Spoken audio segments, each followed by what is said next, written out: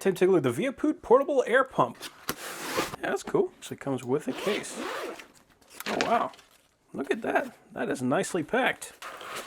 So this is one thing I like to see. We can see the nozzle and everything is already attached. I've actually seen some of these where you got to screw this on, but every time you put it away, you have to unscrew it. So this is nice. You actually have a case where you can put the thing away and you don't have to worry about taking the whole thing apart. So that's good. But it has a nice rubberized handle, a little clicky push button, and then we got some buttons on the back. Got a standard locking nozzle clip and 2 contacts for the battery.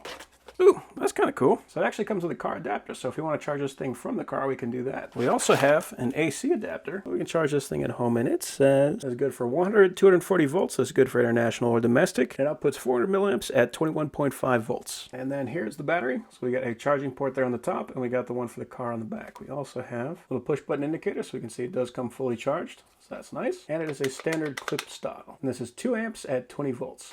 We also have some standard airing nozzles, so if you want to use this to inflate inflatables, we can do that. We got the nozzle for basketballs and soccer balls and that kind of thing, and we have an adapter with some O-rings. So, very cool. Alright, so we got plus, minus, and M. So M, so it looks like that's changing between bar, kPa, kilograms per square centimeter, and PSI. I always work in PSI. We can see that it's not attached to anything, so it's rating that it's currently at 0 PSI, but it's going to set it to 36. I'm going to be airing up some bicycle tires, so I want that to be set to 50. So that's good. So what that means is this is capable of automatic shut-off. So I can just put this thing on, clip it on, press the button, and then wait, and it will automatically stop at 50 PSI. So that's great. I also see that we got a little light on the front, so if we need to read the tire, we can do that. Okay, so this is showing 33 PSI.